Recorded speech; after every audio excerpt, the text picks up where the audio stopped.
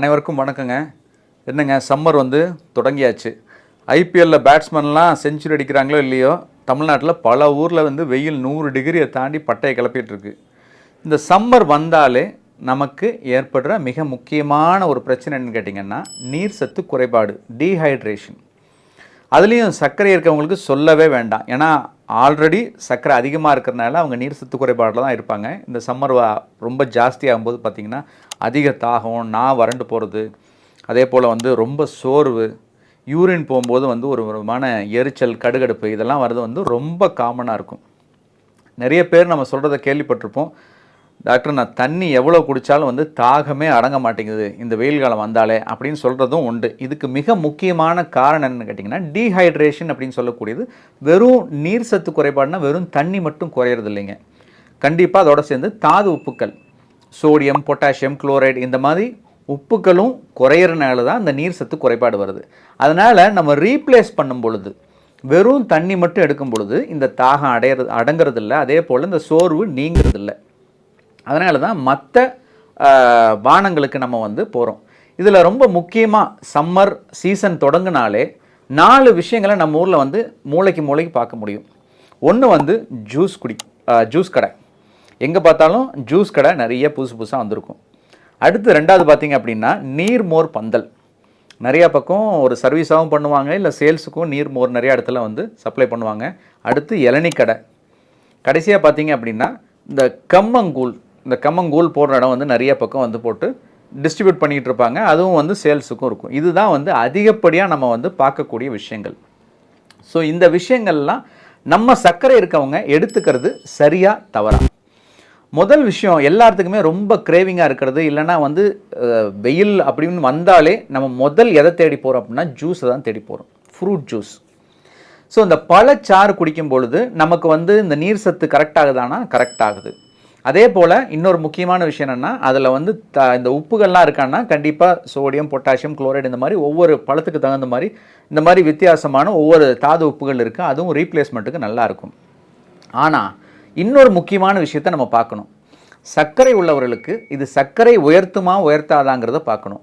சர்க்கரை உயரும் பொழுது என்ன நடக்கும் அப்படின்னு கேட்டிங்கன்னா, இந்த அதிக சர்க்கரை நம்மளுக்கு யூரின் அதிகமாக போகிறதுக்கு, டீஹைட்ரேஷனை அதிகப்படுத்துறதுக்குரிய வாய்ப்புகள் அதிகம். அதனால் நீங்கள் என்ன தான் அதை ரீப்ளேஸ்மெண்ட்டாக குடித்தா கூட டீஹைட்ரேஷனை இன்னும் அதை அதிகப்படுத்துறதுக்குரிய வாய்ப்புகள் அதிகம். அப்படி பார்க்கும் பொழுது பழச்சாறில் நிச்சயமாக சுகரே போடாமல் நீங்கள் பழச்சாறு அடித்தா கூட உங்களுக்கு சுகர் அதிகமாகத்தான் செய்யும். ஸோ அதனால் டீஹைட்ரேஷனுக்கு நீங்கள் பழச்சாறு ஜூஸ் குடிச்சிங்க அப்படின்னா உங்களுக்கு அப்போதைக்கு நல்லா இருக்க மாதிரி இருந்தால் கூட உங்கள் சர்க்கரை அதிகமாக உயரும் பொழுது திரும்ப யூரின் ஜாஸ்தியாக போய் திரும்பி டீஹைட்ரேஷன் வரும். என்ன டாக்டர் நீங்கள் ஃப்ரூட்ஸ் எல்லாம் சாப்பிட்லான்னு சொல்கிறீங்க, ஆனால் பழச்சாறு குடித்தா சர்க்கரை ஏறும்னு சொல்கிறீங்க, புரியவே மாட்டேங்குது அப்படின்னு நிறைய பேர் கேட்குறது எனக்கு புரியுது. உதாரணத்துக்கு ஒரு தர்பூசணி பழம் எடுத்துக்குவோம். இப்போது ஒரு நம்ம ரோட்டு கடையில் தர்பூசணி பழமாக வாங்கி சாப்பிட்றோன்னு வச்சுக்கோங்க. ஒரு சின்ன தட்டில் நமக்கு ஒரு 10 ரூபா, 8 ரூபா, 12 ரூபா அப்படின்னு சொல்லி கொடுப்பாங்க. அந்த சின்ன தட்டளவு தர்பூசணியை நம்ம சாப்பிடும் பொழுது நமக்கு அதிகப்படியான சர்க்கரை உயர்வது கிடையாது. அதே போல் அதில் இருக்க நீர்ச்சத்தும் நல்லபடியாக நம்மளால் உறிஞ்சிக்க முடியும். ஏன் அப்படின்னு கேட்டிங்கன்னா, ஃப்ரூட்ஸில் பொதுவாக நீர் சத்து இருக்குது. அது ஃப்ரூட்டாக நீங்கள் சாப்பிடும் பொழுது அந்த நீர் சத்து கொஞ்சம் கொஞ்சமாக நம்ம உடம்பு எடுத்துக்கும். இதே நீங்கள் ஜூஸாக பண்ணி நீங்கள் சாப்பிடும் பொழுது அது வேகமாக உறிஞ்சும். அதே போல் அதிகப்படியான பழத்தை போட்டு நீங்கள் அந்த ஜூஸை அடிக்க வேண்டியிருக்கும். அதனால் பழங்களை பொறுத்த வரைக்கும் எவ்வளோ சாப்பிட்றோம், எப்படி சாப்பிட்றோம் அப்படிங்கிறது ரொம்ப முக்கியம். ஸோ பழங்களை ஃப்ரெஷ்ஷாக நீங்கள் கடித்து சாப்பிடும் பொழுது உங்கள் சர்க்கரை அதிகமாக உயராது. ரெண்டாவது அளவாக சாப்பிட்டீங்க அப்படின்னா உங்கள் சர்க்கரை உயராது. நீங்கள் ஜூஸாக பண்ணும்போது ரெண்டுமே மாறும். ஏன்னா அதில் இருக்க நார்ச்சத்தை எடுத்துருவோம், வெறும் சர்க்கரை மட்டும் அதில் கலந்து வரும். ரெண்டாவது அதிகப்படியான பழத்தை போட்டால் தான் உங்களுக்கு ஒரு டம்ளர் ஜூஸ் அப்படிங்கிறது கிடைக்கும். ஸோ வால்யூமும் ஜாஸ்தி ஆகுது, அதோட டெக்ஸ்சரும் மாறுது. அதனால் சர்க்கரை உயரும். பழச்சாறு அப்படிங்கிறது சர்க்கரை உள்ளவர்கள் இந்த வெயில் காலத்தில் எந்த காலமாக இருந்தாலும் தவிர்க்க வேண்டியது நிச்சயம் அவசியமான ஒரு விஷயம். அதே பழங்களை நீங்கள் அப்படியே கடித்து சாப்பிட்றது நல்ல பயன்களை தரும். அடுத்து ரெண்டாவது நான் சொன்னது நீர்மோர் பந்தல். ஸோ இந்த நீர்மோர் எல்லா பக்கமும் நிறைய இடத்துல கிடைக்கும். இது ரொம்ப நல்ல விஷயம். ஆனால் அது சர்க்கரையை கண்டிப்பாக உயர்த்தாது. அதே போல் அதில் சால்ட் இதெல்லாம் ஆட் பண்ணியிருக்கனால உப்புக்களோட அளவும் நமக்கு தேவையான அளவுக்கு ரீப்ளேஸ்மெண்ட்டுக்கு ரொம்ப நல்லாயிருக்கும். ஸோ தாகம் வேகமாக குறையும். அடுத்து மூணாவது விஷயம் இளநீர். இளநீரை பற்றின சந்தேகங்கள் நான் நிறைய ஆல்ரெடி வீடியோ போட்டிருக்கேன். ரொம்ப காமனாக எல்லாரும் சொல்கிறது, சார் இளநீ குடித்தா சர்க்கரை ஏறிடும், அதனால் ஜூஸ் குடிக்கிறேன் அப்படின்னு நினைக்கிறாங்க. கண்டிப்பாக கிடையாதுங்க. இளநீரில் நீங்கள் வந்து வெறும் தண்ணியாக இருக்க மாதிரி பார்க்கும்பொழுது கொஞ்சம் துவர்ப்பாக இருக்கும், அதில் சர்க்கரை சத்து குறைவாக இருக்கும், அது சர்க்கரையை உயர்த்தாது. ரெண்டாவது, உங்களுக்கு ரீப்ளேஸ்மெண்ட்டுக்குரிய சோடியம், பொட்டாசியம், இந்த சால்ட்ஸ் எல்லாம் நிறையா இருக்கிறனால உங்களுக்கு ரீப்ளேஸ்மெண்ட்டும் நல்லாயிருக்கும், டீஹைட்ரேஷன் கண்டிப்பாக நல்லா குறையும். ஸோ இளநீர் சர்க்கரை உள்ளவர்கள் எடுத்துக்கலாம், தவிர்க்க வேண்டிய அவசியம் இல்லை.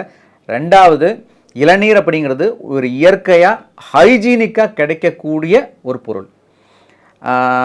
மற்ற ஜூஸோ இல்லை இதோ வந்து யாரோ ஒருத்தர் கை வச்சு பண்ணணும். ஸோ அதெல்லாம் ஹைஜீனிக் பார்ட் நமக்கு தெரியாது, எப்படி பண்ணுறாங்கிறது தெரியாது. ஆனால் இளநீரை பொறுத்த வரைக்கும் சுத்தமாக இருக்கும். அதனால் நிச்சயமாக இளநீர் வந்து உங்களுக்கு ஆரோக்கியத்துக்கும் நல்லது, அதே போல் இன்ஃபெக்ஷனும் ஏற்படுறதுக்குரிய வாய்ப்புகள் ரொம்ப ரொம்ப குறைவு. அடுத்து நாலாவது, கம்மங்கூழ். வெயில் காலம் அப்படின்னாலே எல்லாத்துக்கும் இந்த கூழ் மேலே ரொம்ப பிரியம் ஜாஸ்தியான அந்த குளிர்ச்சி அப்படின்னு சொல்லிட்டு கம்மங்கூழ், ராகிக்கூழ் இதெல்லாம் வந்து குடிக்கிறது உண்டு. ஆனால் உண்மைக்குமே வந்து சர்க்கரை உள்ளவர்களுக்கு என்ன செய்யும் அப்படின்னு கேட்டிங்கன்னா, வெறும் குளிர்ச்சியை கொடுக்க போகிறதில்ல, ஆனால் என்னதுங்க, சர்க்கரையை உயர்த்தும். ஏன்னா இதில் கார்போஹைட்ரேட் இருக்குது, இதில் மாவு சத்து இருக்குது. மில்லட்ஸ் பொதுவாக நம்ம என்ன தான் சொன்னாலும் சிறுதானியங்களில் சர்க்கரை அளவு குறைவாக இருக்குது, இதெல்லாம் இருக்குது அப்படின்னு சொன்னால் கூட அதில் ரொம்ப முக்கியமான ஒரு விஷயம் நார்ச்சத்து. ஸோ முழு தானியமாக நீங்கள் அந்த மில்லட்டை சிறுதானியத்தை சாப்பிடும் பொழுது தான் சர்க்கரைக்குரிய பயன்கள் கிடைக்கும். அதை நீங்கள் கூழாவோ கஞ்சியாவோ குடிச்சிங்கன்னா நிச்சயமாக சுகர் ஸ்பைக்ஸ் வரும். சுகர் ஸ்பைக் வரும் பொழுது உங்களுக்கு டீஹைட்ரேஷன் அளவு ஜாஸ்தியாகும். ஸோ அதனால் வந்து நீங்கள் வந்து அதுலேயும் நிறைய பேர் அந்த கம்மங்கூழ்லாம் எப்போ குடிக்கிறாங்கன்னா 11 மணிக்கு நடுவில் பசி எடுக்கும்போது, மீலுக்கு நடுவில்னா காலையில் எந்திரிச்சோன்னே குடிக்கிறதோ இல்லை 11 மணி 12 மணிக்கு குடிக்கிறதோ அப்படி வச்சுருக்காங்க. நீங்கள் உணவுக்கு பதிலாக எடுத்துட்டா கூட ஓரளவுக்கு ஏறி அது கொஞ்சம் இறங்கிடும். ஆனால் வந்து இன்பிட்வீனில் வந்து நீங்கள் வந்து ஸ்நாக்காக நீங்கள் அதை எடுத்துக்கிட்டீங்க, இடைவேளை உணவாக நீங்கள் எடுத்துக்கிட்டிங்கன்னா நிச்சயமாக உங்கள் சர்க்கரையை வெகுவாக உயர்த்தும். அதனால் கம்மங்கூழ் சர்க்கரை உள்ளவர்கள் வெயிலுக்காக குடிக்கணும்னு நினச்சிங்கன்னா நிச்சயமாக உங்கள் சர்க்கரையை உயர்த்தும், டீஹைட்ரேஷனை அதிகப்படுத்தும். ஆனால் மற்ற தாதுப்புக்கள் எல்லாமே அதில் வந்து நல்லா இருக்குது. அதனால் எந்த விதமான தவறும் கிடையாது, சர்க்கரை உள்ளவர்கள் தவிர்க்க வேண்டும். ஸோ இந்த வீடியோவில் நான் ரொம்ப தெளிவாக சொல்ல வேண்டிய ஒரு மிக முக்கியமான விஷயம், டீஹைட்ரேஷன் அப்படிங்கிறது சம்மரில் இருக்கும், சர்க்கரை உள்ளவர்களுக்கு மிக அதிகமாகவே இருக்கும். அந்த மாதிரி இருக்கும் பொழுது நீங்கள் வந்து எடுத்துக்கக்கூடிய பானங்கள் எதுனா, தண்ணீர் எடுத்துக்கலாம், அதே போல் இளநீர் எடுத்துக்கலாம், மோர் எடுத்துக்கலாம். நீங்கள் ஃப்ரூட் ஜூஸ் நிச்சயமாக தவிர்க்க வேண்டும், ஆனால் பழங்களை வந்து அப்படியே கடித்து சாப்பிட்லாம். அதே போல் கம்மங்கூழ் தவிர்க்க வேண்டும், கம்மங்கூழோ இல்லை வந்து ராகிக்கூழோ நிச்சயமாக தவிர்க்க வேண்டும். அப்படியே நீங்கள் எடுத்துக்கணும்னு நினச்சா கூட பிரேக்ஃபாஸ்ட்டுக்கு பதிலாகவோ ஏதாவது ஒன்று எடுத்துகிட்டு அது கூட நிறைய ஃபைபரை வந்து சேர்த்துக்குங்க. நிறைய நார்ச்சத்துள்ள காய்கறிகளை நீங்கள் சேர்த்து எடுத்துக்கிட்டிங்கன்னா ஓரளவுக்கு வந்து அது உங்கள் சர்க்கரை உயர்த்தாமல் தடுக்க முடியும். ஆனால் இடைவேளை உணவாக நிச்சயமாக நீங்கள் தவிர்க்கணும். இந்த வீடியோ இந்த சமயத்துக்கு பயனுள்ள தகவலை கொடுத்துருக்குன்னு நினைக்கிறேன். ஸோ யாருக்காவது பயன்படும்னு நிச்சயமாக அவங்களுக்கும் ஷேர் பண்ணுங்கள். இன்னும் நம்ம வீடியோவை சப்ஸ்கிரைப் பண்ணாதவங்க, நம்ம சேனலை சப்ஸ்கிரைப் பண்ணாதவங்க சப்ஸ்கிரைப் பண்ணுங்கள். நன்றி, வணக்கம். மீண்டும் ஒரு ஆரோக்கிய விழிப்புணர்வு பதிவு மூலமாக அடுத்த வாரம் சந்திப்போம்.